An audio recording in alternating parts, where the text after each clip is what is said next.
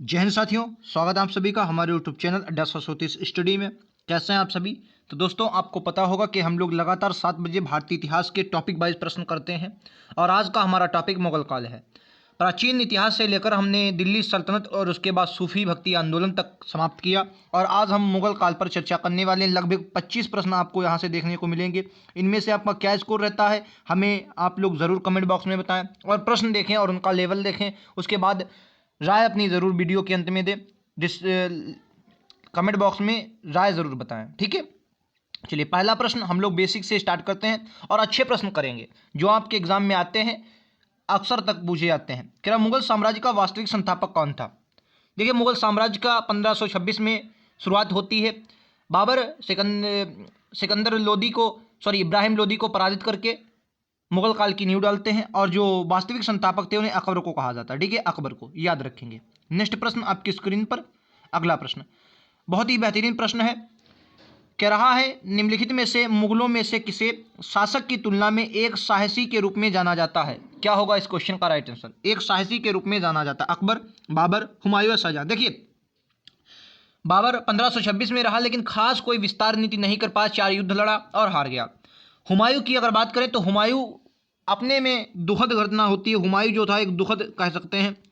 हुमायूं अपने दुखद में हालांकि गद्दी पा गया लेकिन शेरशाह सूरी से बहुत परास्त हुआ, 2 बार युद्ध हारा, तो इसलिए अकबर को वास्तविक संस्थापक कहा जाता है। फिलहाल इस क्वेश्चन का राइट आंसर बाबर होगा। बाबर जो है एक साहसी के रूप में जाना जाता है, याद रखेंगे। नेक्स्ट प्रश्न, ये वो प्रश्न है जो आप एग्जाम में आते हैं और आप लोग लगभग छोड़ कर आते हैं।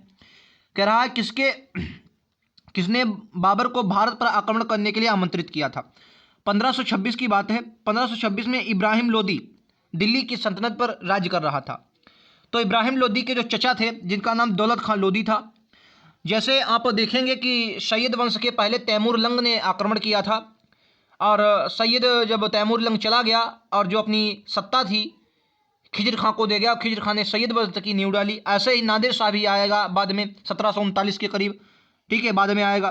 तो दौलत खान लोदी को यही लगा कि जैसे और लोग आए, जैसे तैमूर लंग आया और चला गया, ऐसे ही बाबर आएगा और चला जाएगा।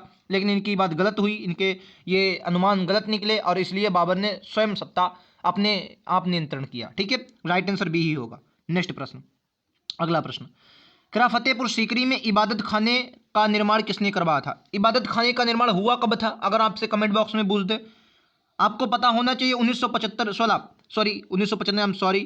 कब सर, 1575 में, 1526 1556 में गद्दी पर बैठता है कौन, अकबर। 1556 में बैठा और 1575 में इबादत खाने का निर्माण करवाया था। कब, 1575 में। किसने, अकबर ने, याद रखेंगे। अच्छा, अकबर के कुछ बताइए सर। 1562 में क्या किया, 1562 में क्या किया, 1563 में बूझ लिया अगर आपके एग्जामिनर, और 1564 ये तो आपको बहुत अच्छे से पता होनी। 1564 तो 1562 में दास प्रथा को, जो युद्ध में दास बनाने की व्यवस्था थी, उसको खत्म किया। 63 में तीर्थ यात्रा कर को खत्म किया, और 64 में जजिया कर। ये तो बहुत बार एग्जाम में आया, ठीक है। जजिया कर को समाप्त किया था, याद रखेंगे। ये बातें आपको याद रखनी है। और इबादत खाना 1575 में इबादत खाने का निर्माण करवाया था। नेक्स्ट प्रश्न आपकी स्क्रीन पर ये रहा। कह रहा है कि किस युद्ध की जीत के बाद बाबर लगभग पूरे उत्तर भारत का स्वामी बन गया था। बताएंगे किस युद्ध के जीतने के बाद लगभग पूरे उत्तर भारत का स्वामी बन गया था। पानीपत का प्रथम युद्ध ये करता है 26 में, ठीक है, पानीपत का। फिर 27 में खानवा का युद्ध करता है, 28 में चंदेरी का युद्ध करता है और 29 में घाघरा का युद्ध करता है, 29 में। और 1529 में घाघरा का युद्ध, और ये घाघरा का युद्ध कहीं ना कहीं ये जो इब्राहिम लोदी थे उन्हीं की उपज थी। हालांकि वो अफगान शासक ही थे जिनसे इन्होंने युद्ध किया था खानवा का, और उसी को जीतने के बाद पूरे उत्तर भारत पर इनका प्रभुत्व मतलब जम गया था, ये कह सकते हैं आप। क्वेश्चन का राइट आंसर ए होगा। नेक्स्ट प्रश्न आपकी स्क्रीन पर ये रहा। क्या तुजुक बाबरी क्या है। तो आपको याद रखना ये तुजुक बाबरी क्या है। सबसे पहले ये बात आपको याद रहे, तुर्की भाषा में लिखी गई, तुर्की भाषा में ये लिखी गई तुजुक बाबरी। आत्मकथा है, किसकी है तो आपको पता होगा, बाबर की आत्मकथा, याद रखेंगे, बाबर की आत्मकथा। लेकिन सबसे ज़्यादा पूछा जाने वाला सवाल सर तुर्की भाषा में लिखी गई, याद रखेंगे, ठीक है। नेक्स्ट प्रश्न, अगला प्रश्न। क्या बाबरनामा का फारसी भाषा में अनुवाद किसने किया था। अब्दुल्ला खान, उताउर खान, अब्दुल रहीम खान या बाबर। मैंने क्या बताया सर, अभी तुर्की भाषा में लिखी गई थी तुजुक बाबरी, जिसे बाबरनामा भी कहा जाता है। तो ये क्या थी, अब्दुल रहीम खान के द्वारा इसका फारसी भाषा में अनुवाद किया गया था। ये बात आपको याद रखनी है, कई बार आपके एग्जाम में यहाँ से प्रश्न बनता है। नेक्स्ट प्रश्न ये रहा, क्या पानीपत की पहली लड़ाई के दौरान बाबर ने किन दो महत्वपूर्ण शहरों को पर कब्जा किया था। अब आपको बहुत अच्छे से पता होगा कि 1526 में पानीपत की प्रथम लड़ाई लड़ी, लेकिन आपका एग्जामिनर अगर बूझ दे के बताइए किन दो क्षेत्रों को उन्होंने कब्जा किया, तो देखिए सबसे पहले तो दिल्ली होगा, दिल्ली पर कब्जा किया था। लेकिन दिल्ली से और मुगलों का ज़्यादा जो दिल्ली सल्तनत थी वो और किससे ज़्यादा संबंध थी, तो आप कहेंगे आगरा से। तो दिल्ली आगरा इस क्वेश्चन का बहुत अच्छा बिल्कुल राइट आंसर होगा, लिख लेंगे, समझ लेंगे, बहुत इंपॉर्टेंट प्रश्न है, आपके एग्जाम में आएगा। दिल्ली और आगरा दो शहरों को कब्जा किया था, याद रखेंगे, ठीक है, दिल्ली और आगरा। नेक्स्ट प्रश्न आपकी स्क्रीन पर ये रहा, क्या अकबर के शासन के दौरान सैन्य विभाग के प्रमुख को क्या कहा जाता था। अकबर के शासन के दौरान सैन्य विभाग के प्रमुख को क्या कहा जाता था। बहुत ही बेहतरीन प्रश्न है, यहाँ से प्रश्न आपके एग्जाम में आता है, मीर बख्शी, दीवान, आमिर खुसरो या सूरदास। फिलहाल ऑप्शन ऐसे दिए गए कि आप बिल्कुल इजीली से लगा सकते हैं। राइट आंसर मीर बख्शी होगा, और बहुत ही बेहतरीन प्रश्न है, एक बार नहीं 10 बार यहाँ से प्रश्न बनता है, ठीक है। चलिए अगला प्रश्न देखते हैं। अगला प्रश्न आपकी स्क्रीन पर ये रहा, राइट आंसर क्या होगा बोलेंगे। क्या ब्रिटेन के राजा जेम्स प्रथम ने राजदूत के रूप में जहांगीर के दरबार में कौन आया था। जहांगीर न्याय की जंजीर लगाने में फेमस है, न्याय की जंजीर आपके एग्जाम में आती है, न्याय की जंजीर किसने लगाई, तो क्या बोलेंगे, किसने सर, जहांगीर ने। सर थॉमस रो इनके शासनकाल में आया था, याद रखेंगे ये, और विलियम हॉकिंस भी आया था, लेकिन जो राजा जेम्स का राजदूत था वो सर थॉमस रो था। ये इस क्वेश्चन का बिल्कुल करेक्ट आंसर होगा, एक बार नहीं 10 बार ये एग्जाम में आया है। नेक्स्ट प्रश्न, और बहुत ही उम्दा प्रश्न जो आपके एग्जाम में यहां से प्रश्न पूछा जाएगा कि धर्मत की लड़ाई कौन सा मुगल राजकुमार विजय हुआ था। देखिए ये बात है सन 1757-58 के आसपास की। शाहजहां की तबीयत खराब हो गई, क्या है सर, शाहजहां की तबीयत क्या थी, खराब हो गई। शाहजहां की तबीयत खराब हुई, शाहजहां के 4 पुत्र थे, चारों पुत्रों में गृह युद्ध छिड़ गया। कहने का मतलब है मुगल सत्ता के लिए संघर्ष होने लगा, और इतिहासकार कहते हैं कि यह पहला संघर्ष था, पूरे मुगल काल का पहला संघर्ष था जो सत्ता के लिए हुआ। इसमें 4 लोगों ने सत्ता धारण की। धर्मट का युद्ध आपको याद रखना, जो धर्मट की लड़ाई हुई थी ये कब हुई थी, तो कहेंगे सर 1558 में हुई थी, ठीक है, सॉरी 1558 हम सॉरी 1658, कब, 1658 को हुई थी, 1658 को हुई थी, याद रखेंगे। 1658 में औरंगजेब और दारा शिकोह के बीच हुई। हालांकि इसमें औरंगजेब जो था ये विजय हो गया था और दारा शिकोह पराजित हुआ, ठीक है। तो ये विजय कौन हुआ, औरंगजेब, याद रखेंगे। इस क्वेश्चन का राइट आंसर सी होगा। अच्छा, शाहजहां खुद चाहते थे कि दारा शिकोह ही गद्दी पर बैठे, लेकिन ऐसा नहीं हुआ, औरंगजेब जीत गया था, और इसलिए कहा जाता है औरंगजेब का 2 बार क्या हुआ, राज्याभिषेक हुआ था। प्रश्न क्या कह रहा है, ध्यान से पढ़ेंगे अगले प्रश्न को। क्या पूरी तरह से संगमरमर की संरचना बनाने और कीमती पत्थरों के साथ फूलों की दीवारों को सजाने के लिए क्या कहा जाता है। मोजाइक, पित्राड्यूरा, ए और बी दोनों, या कोई नहीं, क्या होगा राइट आंसर। तो राइट आंसर इसका क्या, पित्राड्यूरा इस क्वेश्चन का बिल्कुल करेक्ट आंसर होगा, बी इस क्वेश्चन का बिल्कुल करेक्ट आंसर होने वाला, और बहुत ही बेहतरीन प्रश्न है, ठीक है। नेक्स्ट प्रश्न आपकी स्क्रीन पर ये रहा, राइट आंसर क्या होगा। क्या मुगल चित्रकला किसके शासनकाल पर अपने शीर्ष स्थान पर थी। मुगल चित्रकला किसके शासनकाल में अपने शीर्ष स्थान पर पहुंची थी। मुगल चित्रकला का स्वर्णकाल किसे कहा जाता है, यह भी आपके एग्जाम में क्वेश्चन आता है, तो राइट आंसर क्या होगा, जहांगीर। अच्छा, अगर वास्तुकला का पूछ दे कि वास्तुकला का स्वर्णकाल पूछ दे, वास्तुकला किसके समय में चरम स्तर पर थी, तो क्या बोलेंगे सर, शाहजहां के समय में। किसके समय में, शाहजहां के समय में, याद रखेंगे, और बहुत बार आपके एग्जाम में ये प्रश्न आएगा, बेहतरीन प्रश्न है। तो दोस्तों वीडियो पसंद आए तो लाइक से सब्सक्राइब करना बिल्कुल नहीं भूलेंगे। मैं आपसे ज़्यादा नहीं कहता, लेकिन पसंद आए तो ज़रूर आप हमें सपोर्ट करें। क्वेश्चन करा, किस मुगल सम्राट ने झरोखा दर्शन की प्रथा बंद कर दी थी। झरोखा दर्शन की प्रथा किसने बंद कर दी थी। जिंदा पीर किसे कहा जाता है सर, बताइए।